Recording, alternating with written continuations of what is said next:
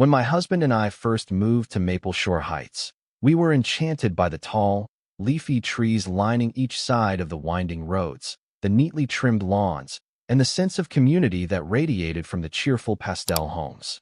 We'd spent years saving for a place like this, a quiet American suburb where our three kids, Jimmy, Natalie, and Sophie, could play safely in a cul-de-sac and bike to the community pool in the summer. On that first day, we were greeted by friendly neighbors who waved from their driveways. Some stopped by with baskets of cookies or brownies, welcoming us to the neighborhood. Everything felt like a movie scene. Children giggling as they chalked smiley faces onto the sidewalks, grandparents lounging on front porches, and dogs happily trotting alongside their owners on evening walks. Yet, in this idyllic setting lurked one force that everyone spoke about in hushed tones: the Homeowners Association. In theory, the HOA was supposed to keep Maple Shore Heights pretty and well-maintained. But behind the glossy brochures detailing its benefits, I gradually caught whispers about an individual on the HOA board who was more of a self-appointed tyrant than a caretaker. Everyone referred to her privately as Karen. Her real name was Lucinda Farnell. Rumor had it that she had served multiple terms on the HOA board and effectively ran it like her personal fiefdom. Between the rumors about punitive fines for minor infractions, stories about how she once forbade a neighbor from erecting a child's treehouse, and the mention that she tried to regulate which days people could mow their lawns, it quickly became clear that Karen's idea of order meant her order. At first, we didn't think too much about it. We'd never had major clashes with an HOA before, and we planned to follow all the standard rules. Our house was already painted an acceptable color. We had no interest in building extra sheds or patios. So, for that first month, I pushed aside the local gossip, imagining we'd never have a reason to cross paths with Karen's authoritarian side. Little did I realize that the community pool, that sparkling oasis where our children would soon beg to spend every hot afternoon, would become ground zero for a tense and lengthy battle. Maple Shore Heights boasted a large, beautifully maintained pool at the center of the development, surrounded by a wide sundeck and dotted with umbrella-shaded tables. That pool was a big part of why we chose this neighborhood. We wanted a place where our kids could learn to swim, have fun, and make friends, where we could relax on lounge chairs while they splashed around under the lifeguard's watchful eye. From mid-June onward, we spent countless afternoons there. Jimmy and Natalie, ages 9 and 11, quickly made a habit of racing each other from the shallow end to the diving board at the deep end. Sophie, only 5, mostly stayed in the kiddie splash area, squealing with delight at the spurting water jets. My husband Dave and I would take turns supervising them, soaking up the sun in between. Other families came too, chatting amicably, sharing snacks, and occasionally planning group barbecues at the attached picnic shelter. The pool had a wonderful vibe of camaraderie, a place that united neighbors in a carefree atmosphere. If Maple Shore Heights had a true community heart, the pool was it. Then, about 2 weeks into our summer pool routine, I finally encountered Karen. She strolled in one afternoon, wearing a wide-brimmed straw hat, immaculate sunglasses, and a sleek one-piece swimsuit that looked more fashion runway than suburban comfort.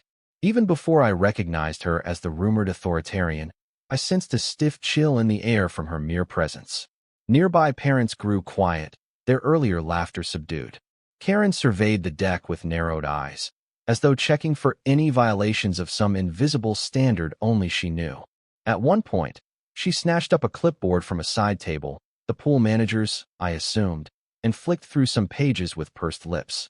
Then, exuding the posture of a self-appointed authority, she walked around, occasionally tapping the ends of lounge chairs, like a commander inspecting a barracks. When her gaze landed on my kids, hollering in the shallow end, she paused, eyebrows pinching together in disapproval. Though she said nothing aloud that day, I could practically feel her negative appraisal. I brushed it off as Karen simply being Karen. If she had an issue, surely she would speak up.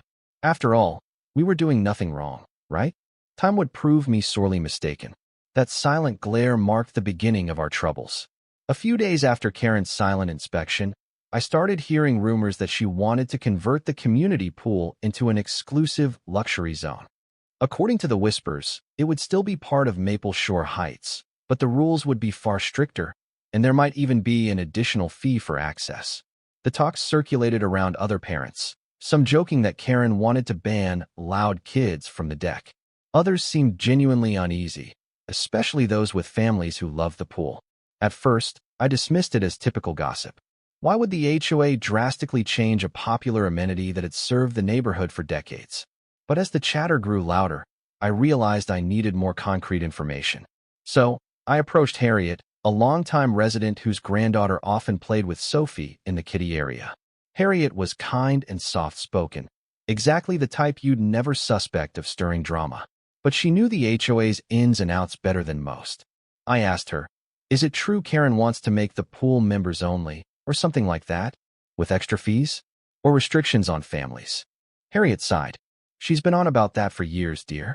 Talks of turning the pool into a more upscale facility, limiting hours to certain types of guests only. She calls it a luxury improvement plan, but the board always rejected it. Lately, though, she's been pushing harder." "Harder how?" I pressed, my concern growing. The pool was essential for us. We relied on it, especially during the scorching summer months, for the kids to keep active and happy. Harriet lowered her voice. "I heard she's drafting proposals to ban food at the pool, complaining about messes. She wants a dress code, even. And possibly she wants a separate fee structure, claiming that families with kids cause extra wear and tear. If she gets enough board members on her side this time." She trailed off, and the implication was clear. If Karen garnered sufficient support, our pool experience might turn from joyous to regulated to the point of exclusivity. Disturbed, I thanked Harriet and decided to keep an eye on the situation. Perhaps if enough neighbors protested, we could stop Karen's so-called luxury zone plan in its tracks. Sure enough, it wasn't long before Karen launched her first direct salvo, though she did it subtly, as was apparently her style. One afternoon, she sauntered over to where my husband and I were sitting poolside, towels draped across lounge chairs and the kids happily splashing. She wore a polished expression that danced between forced politeness and smug condescension. "Lovely day, isn't it?" she began, her voice smooth. "I see your children are enjoying themselves." "Always," I replied, keeping a cheerful tone. Dave offered a polite smile, but remained cautious. Karen nodded, flipping open a small notepad from her tote bag. "I've noticed them running on the pool deck a few times. You realize that's against the posted rules, yes? It's a safety hazard." Dave blinked. "We make sure they walk, except maybe an excited slip here and there. We always remind them." She jotted something down in her pad, ignoring his response. "Also, they've used the diving board without you or a guardian standing right there at times. That's also a concern." "They're older children," I pointed out, trying not to bristle. "We're within sight, usually from these chairs, plus there's a lifeguard on duty." I thought that was acceptable. Karen clucked her tongue. "It might be technically permissible, but we all want to maintain the highest safety standards. If something were to happen..." She let the phrase linger ominously. Then her gaze moved to a crumpled juice box near my bag. "And it looks like you're bringing in outside snacks? I'll have to double-check our official guidelines." I felt heat rise in my cheeks. The pool allowed food, though the policy required it to be consumed in designated areas. We always used the small table by the lounge chairs, discarding everything afterward. But the mention of outside snacks was bizarre. The pool had no canteen that sold refreshments, so we had no other option if we wanted to feed our kids. Karen offered a tight-lipped smile. "Just do be mindful. A series of repeated infractions can lead to a suspension of privileges." Then she flipped her notepad shut and walked off, as though she'd simply performed a neighborly courtesy. We watched her go, our relaxing afternoon soured by the undercurrent of threat in her words. This was no friendly conversation, it was a warning. The next day, I overheard her telling another family about certain parents who don't supervise properly. She never named us, but the implication was clear. She was building a narrative that might justify banning us, or families like ours, from the pool. Over the following week, small pool conduct posters started appearing around the clubhouse and neighborhood bulletin boards. They reminded residents about various rules: no running on the deck, no rough play, no glass containers, and so forth.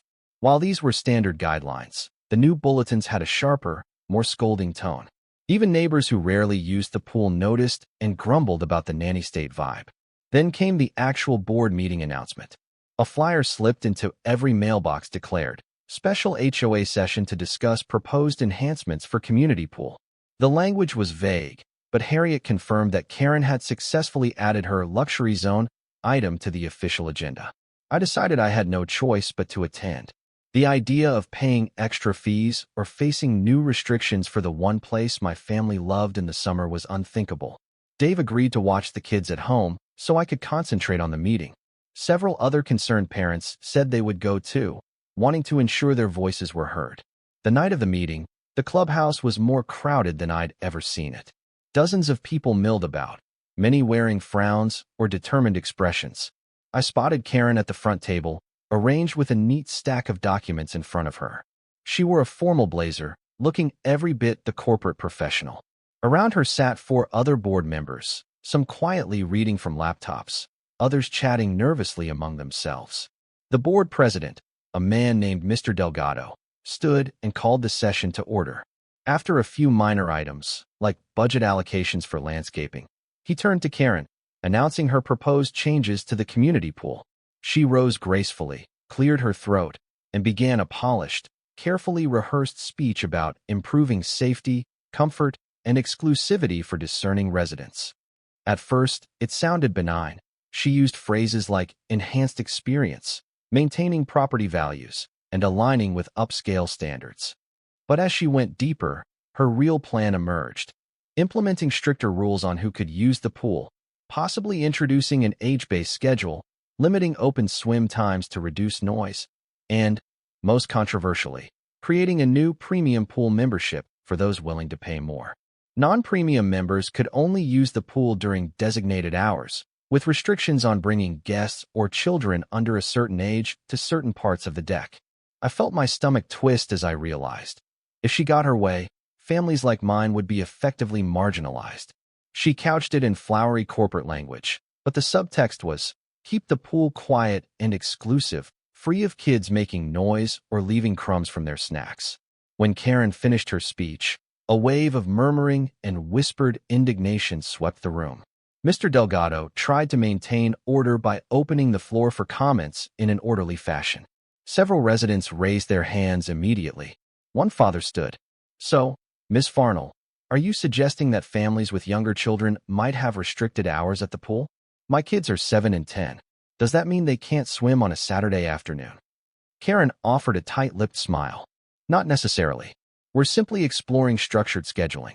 Children might be asked to use certain zones or certain times, ensuring a calmer atmosphere for adults who desire a more sophisticated setting.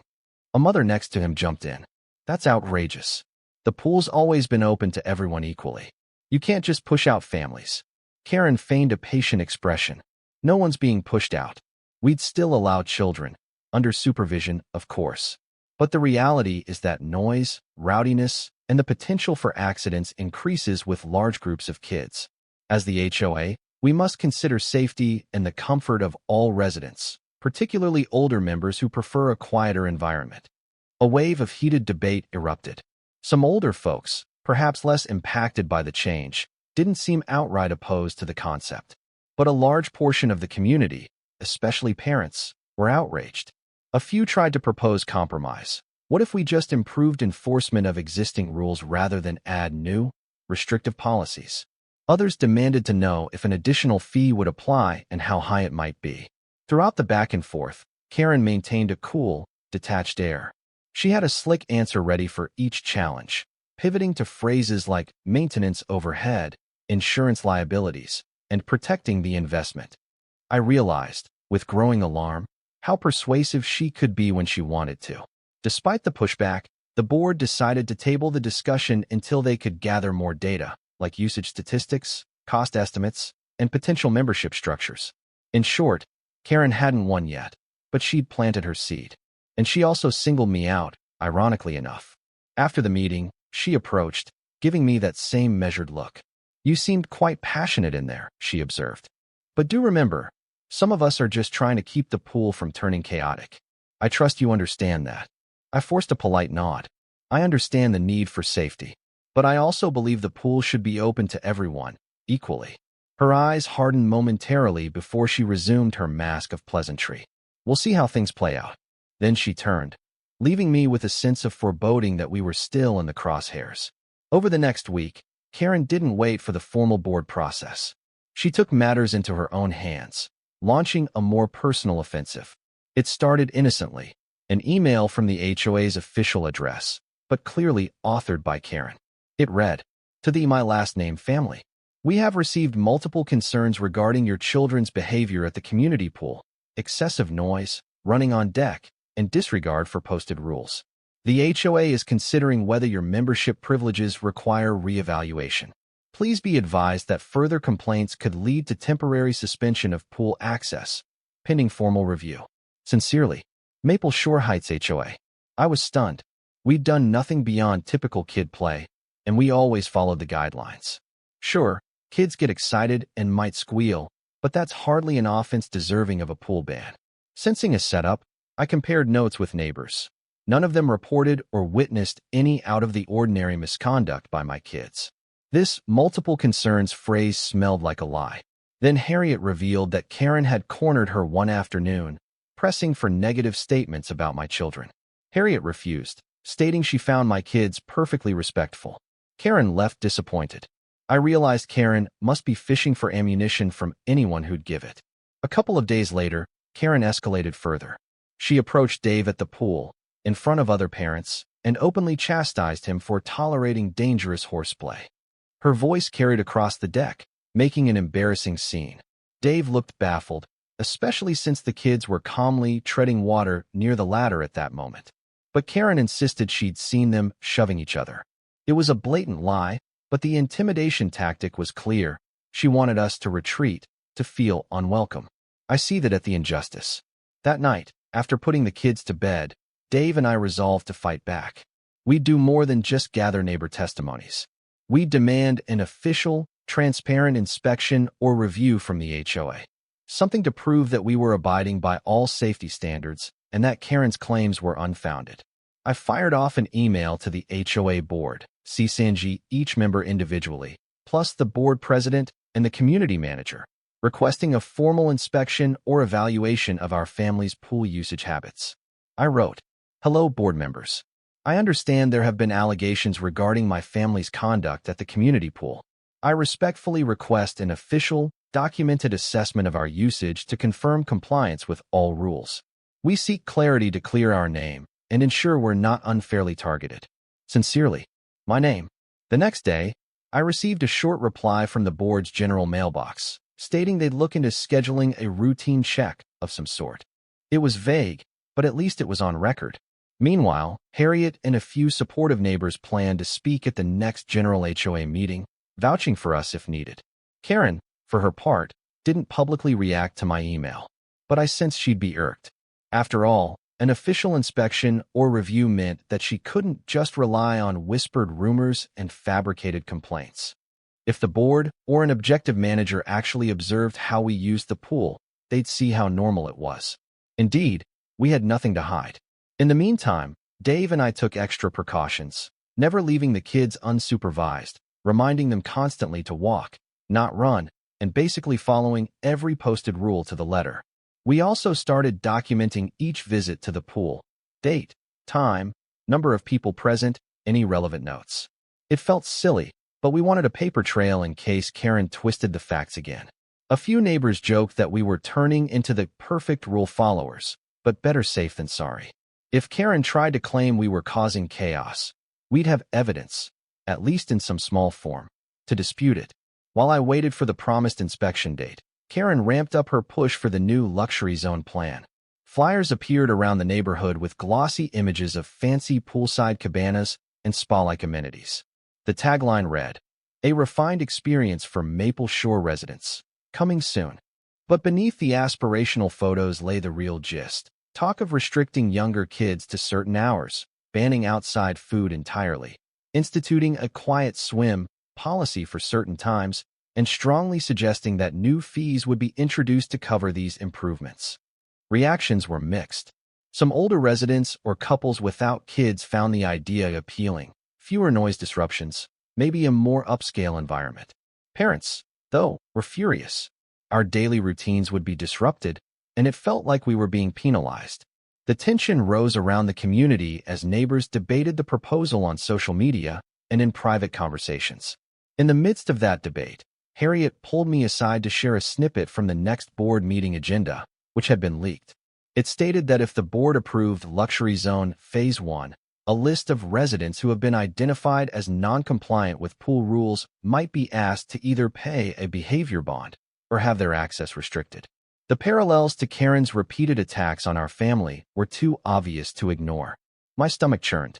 If she successfully labeled us as rule breakers, she might force us into paying extra or losing our pool privileges. That's where the upcoming inspection could be crucial.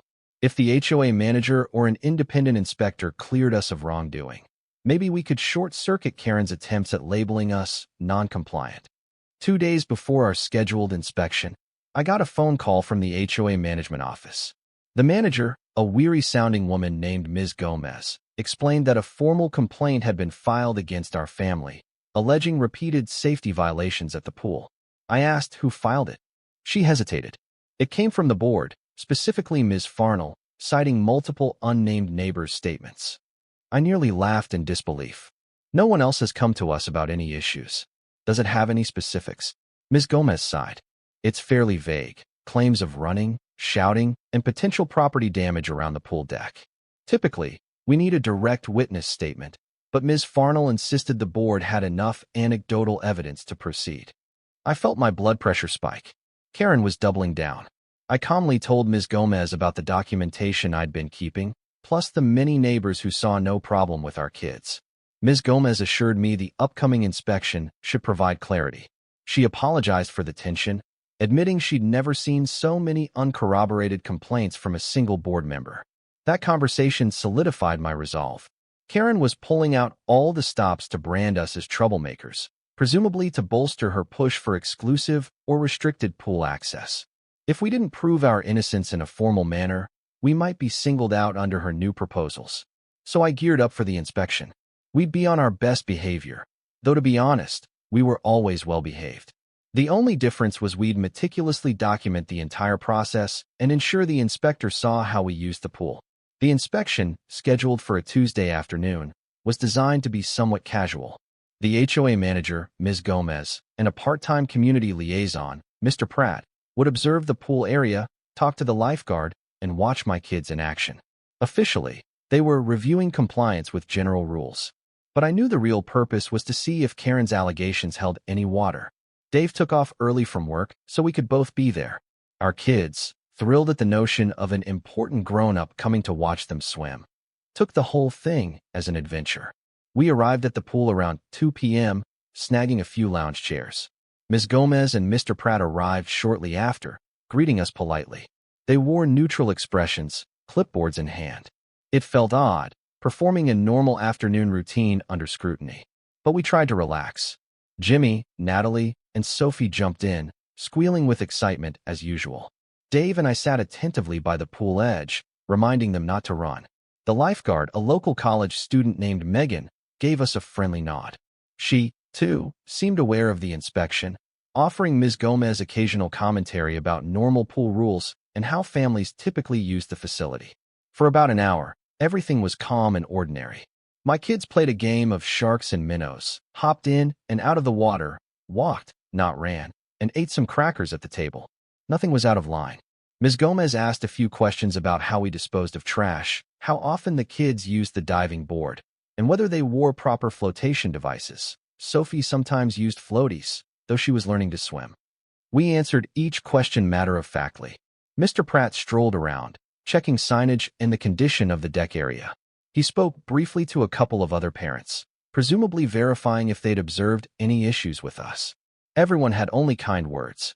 In short, the scene was the epitome of a peaceful, family-friendly pool outing. Toward the end, Ms. Gomez nodded, smiling wryly. "I don't see any issues here," she murmured to me. "But I'll compile a formal report." I breathed a huge sigh of relief. So did Dave. If Karen had hoped the inspection would reveal chaos, she'd be sorely disappointed.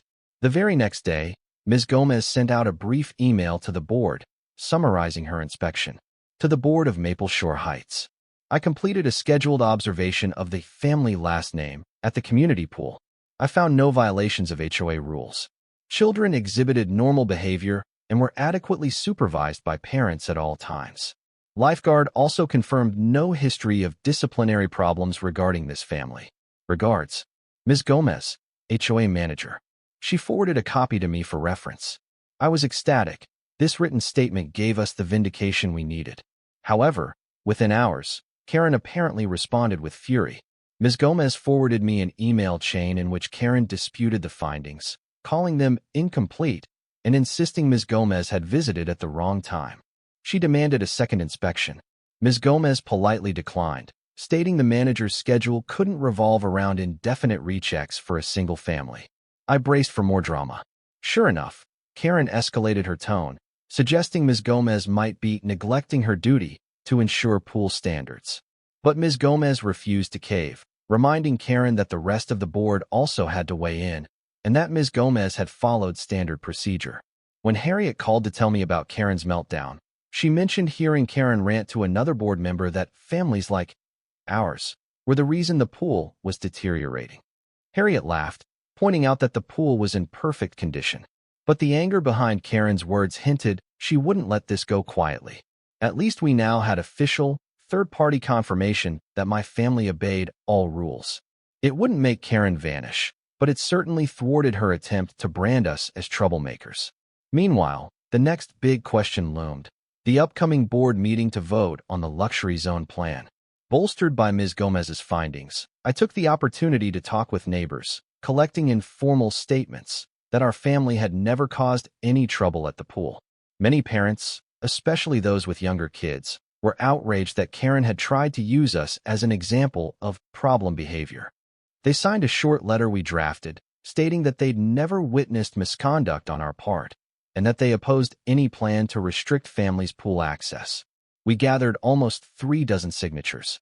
That might not sound like a huge number, but in a community of around 200 homes, it was a sizable chunk, especially considering many were older residents or singles who might not weigh in on child-related issues. Harriet offered to present these statements at the upcoming board session. Meanwhile, social media chat groups for Maple Shore Heights lit up with debates. Some still supported Karen's drive to make the pool more sophisticated, but the tide seemed to be turning, particularly because of how unfairly she targeted my family. Even neighbors without kids expressed dismay at the idea of an HOA official singling someone out with unsubstantiated complaints. Karen, likely sensing the pushback, doubled down on the luxury zone marketing. More flyers cropped up. She posted an article on the HOA's official website about pool maintenance costs and safety enhancements, weaving a narrative that implied families caused financial strain. But her arguments rang hollow once Ms. Gomez's official email was circulated. It became evident that Karen's claims of disruptive behavior were more personal vendetta than real community problem. With tensions at an all-time high, the stage was set for the next board meeting. I prayed that the majority would see through Karen's campaign. The night of the board meeting arrived, and the clubhouse was packed to the brim. Word of Karen's attempts to single out my family and her broader push for a restricted pool had spread across Maple Shore Heights, rallying residents who'd rarely attended such gatherings. It felt like a pivotal moment for the community. Mr. Delgado, the HOA president, called the meeting to order. The usual housekeeping items passed quickly: landscaping updates, a reminder about upcoming elections, until we reached the main event: pool usage and proposed luxury conversion. Karen rose from her seat, a neat stack of papers in front of her, flanked by two sympathetic board members who seemed to nod along with everything she did. She launched into a carefully prepared speech, hitting all her usual points. We must preserve property values by enhancing the pool's image. Excessive noise and childlike chaos drive away potential buyers. We owe it to ourselves to strive for a more upscale environment, and so on. The atmosphere in the room grew tense as she unveiled bullet points that included restricting child access during prime hours, banning outside snacks, and implementing a separate membership fee for families with more than 2 children. Finally, Harriet stood up. She introduced herself, referencing her many years in the neighborhood, and gently but firmly condemned the proposal. She reminded the board of the pool's long tradition as a communal gathering space, inclusive to all ages. Then Harriet handed over the letter we'd collected, bearing dozens of signatures from neighbors who opposed the luxury zone concept. Karen's eyes flickered with irritation, but Harriet pressed on, reading a short statement. We have also learned that Ms. Farnell lodged a formal complaint against one specific family, alleging multiple safety violations. But the HOA manager's inspection found no issues whatsoever. We must ask, is this entire initiative based on personal prejudices rather than genuine community needs? The audience erupted in murmurs of agreement. Karen's face turned stony.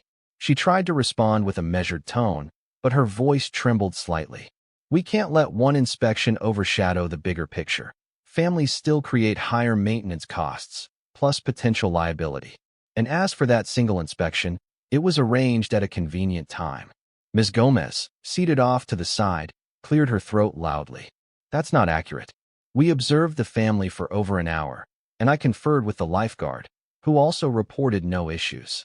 Her interjection carried weight, coming from the HOA manager herself. A wave of applause broke out among the parents. Karen's mouth pressed into a thin line. Next, Mr. Pratt, the part-time liaison who had helped with the inspection, spoke up. He reiterated that the family in question, my family, had not violated any rules during multiple visits he'd personally observed. Furthermore, the lifeguard's log showed no formal warnings issued. He ended by stating, I see no reason to penalize them. Nor do I see a reason to drastically alter a facility that's worked well for years, simply because we can't handle normal child activity. Karen attempted a rebuttal, but it fell flat. She insisted she had other evidence of rowdy behavior, but refused to name the supposed witnesses. The crowd grew restless, sensing the hollowness of her argument. Many of the other board members wore uncomfortable expressions, presumably not wanting to side with Karen's increasingly baseless campaign. Finally, Mr. Delgado called for a motion on whether to proceed with Karen's luxury zone plan. The tension was palpable. Karen tried to salvage a partial victory by proposing a smaller step, like banning outside food or restricting certain hours. But the board members, seeing the community's outrage, declined to pass any portion of her plan. In a decisive vote, the motion to create a restricted luxury zone at the community pool failed, 4-1. Karen was the lone yes. A smattering of applause and sighs of relief filled the room. I felt a weight lift from my chest. My family wouldn't be singled out, and the pool would remain open to all.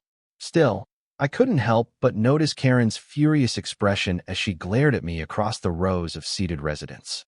The battle might be over, but she clearly resented the outcome. In the days following her defeat, Karen's presence around Maple Shore Heights shifted.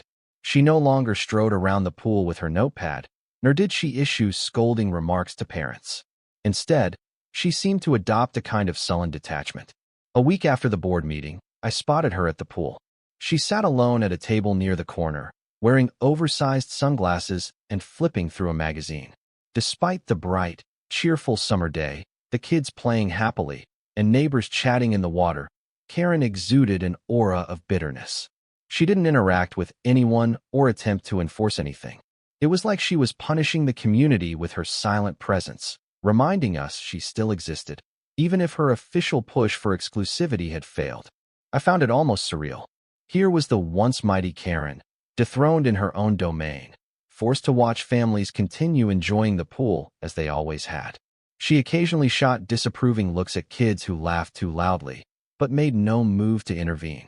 The lifeguard, Megan, later told me that Karen's new approach was to sigh dramatically whenever she saw any offense, then mutter under her breath, but never file an actual complaint. It was a victory, but a strange one. On the one hand, the pool was free of any new, oppressive rules. On the other, Karen's quiet gloom seemed like a reminder that she might try something else in the future. Regardless, my kids splashed and laughed without fear of her notes or accusations, a relief for our family. Though the board had rejected Karen's plan, Ms. Gomez decided to follow through with a final, broader inspection of the community pool's general usage and safety compliance. She wanted to quell any leftover rumors that the pool was unsafe or unruly. She posted official times when she'd observe, inviting any resident to share input. The idea was to close the matter once and for all. Over the course of 3 days, Ms. Gomez and Mr. Pratt surveyed the pool environment, checking the condition of the water, deck safety, adherence to lifeguard regulations, and general conduct. They spoke to at least a dozen families, including ours, plus the regular lifeguards. The conclusion they published was simple. No major safety or behavioral issues reported or observed. Families of all sizes and ages generally follow posted guidelines. No significant maintenance concerns linked to excessive child usage. The existing rules, no running, no diving outside designated zones, no glass containers, and so on, were sufficient, provided they continued to be enforced in a normal manner. The final line read, "There is no evidence to suggest that Maple Shore Heights requires any additional restrictions or fees to ensure a safe, peaceful pool environment." That statement was included in the monthly newsletter, effectively ending any lingering speculation that we or any other families were a nuisance. I felt a surge of pride that the official record now enshrined what we knew all along. Our kids were not the problem, and the pool was functioning just fine. Life in Maple Shore Heights settled into a comfortable rhythm again. Neighbors relaxed, enjoying their pool visits without worrying about new luxury, fees, or banishments. Families bonded over weekend cookouts at the adjacent picnic shelter, while seniors lounged contentedly in the shade, reading newspapers or chatting about local events. Karen remained on the HOA board. Her term wasn't over, but her influence had waned. In the next election cycle, rumors flew that several candidates planned to run specifically on a platform of keeping the community inclusive, a polite way of saying they opposed Karen's restrictive visions. Even those who once found her ideas intriguing seemed put off by her personal attacks and manipulative tactics. As for me, I felt a quiet satisfaction every time I sat on a lounge chair and watched my children swim. Harriet joked that we should celebrate with a pool freedoms party, though we ended up opting for a simple potluck. Several neighbors brought dishes, turning a Sunday afternoon into a spontaneous, joyous gathering. Strangely enough, the fiasco with Karen had brought many of us closer, forging alliances and friendships in our mutual stand against exclusivity. Occasionally, I still caught Karen sulking by the pool's edge, leafing through a magazine or scrutinizing the perimeter fencing for imaginary flaws. She no longer had the power to remove anyone at will, nor the backing to impose extra fees on families. Instead, she sat in that self-made isolation, wearing an expression that was part resentment, part resignation. A neighbor once whispered to me, she wanted to transform the pool into her private club. Now she's stuck seeing everyone swim happily without her being able to do a thing. It struck me as somewhat sad that Karen felt so strongly about controlling the space that she'd cut herself off from the communal spirit. In the bigger picture, though, the story wasn't just about one HOA Karen losing a fight. It was a reminder that neighbors hold collective power when they unite for fairness and inclusion. Karen's attempts to single out families had triggered an outcry, but it had also galvanized many of us to speak up. Without Harriet's insights, Ms. Gomez's fair approach, or the solidarity of parents and child-free allies alike, we might have ended up paying luxury fees or seeing a beloved amenity restricted by petty rules. Looking back, I realized that the difference between a well-run HOA and an oppressive one often comes down to who sits on the board and how engaged the community remains. If we'd all stayed silent, Karen might have succeeded in turning the pool into her personal fiefdom. Instead, transparency, official inspections, and shared testimony exposed her baseless claims.